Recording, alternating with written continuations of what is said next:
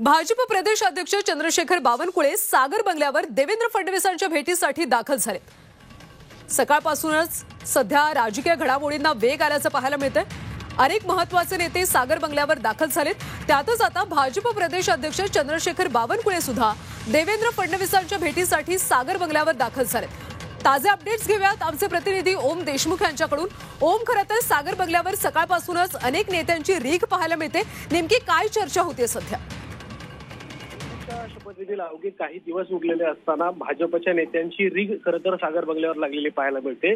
एकंदरच राज्य मंत्रिमंडळातील समावेश असेल किंवा इतर महत्त्वाच्या गोष्टी असतील, या सगळ्या संदर्भात ही ज्येष्ठ नेते भाजपच्या नेत्यांशी देवेंद्र फडणवीसांची भेट घ्यायला येतात। सकाळपासून अनेक महत्त्वाचे नेते सागर बंगल्यावर येऊन गेलेत।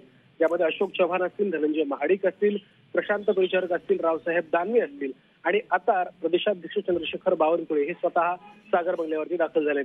मंत्रिमंडळातील विस्तार असेल किंवा इतर महत्त्वाच्या बाबींची चर्चा यामध्ये खऱ्या अर्थानं केली जाते असं कळतंय। प्रत्येक जण आपल्या मंत्रिपदासाठी इच्छुक आहे, त्यामुळे अखेरीस या सगळ्यामध्ये कोणाची शिवरली लागते आणि भाजपकडनं नेमकी कोणाकोणाला मंत्रिपदासाठी फोन केले जात आहेत ते पाहणं महत्त्वाचं आहे। आता अवघ्या काही मिनिटांमध्ये चंद्रशेखर बावनकुळे या ठिकाणी आलेले आणि त्यांची देवेंद्र फडणवीसांशी काही मिनिटांमध्ये चर्चा देखील सुरू होणार आहे। धन्यवाद ओम या सगळ्या माहितीसाठी। तर सध्या सागर बंगल्यावर हालचाली वाढल्याचं पाहायला मिळतंय। भाजप प्रदेश अध्यक्ष चंद्रशेखर बावनकुळे सुद्धा आता सागर बंगल्यावर देवेंद्र फडणवीसांच्या भेटीसाठी दाखल झाले।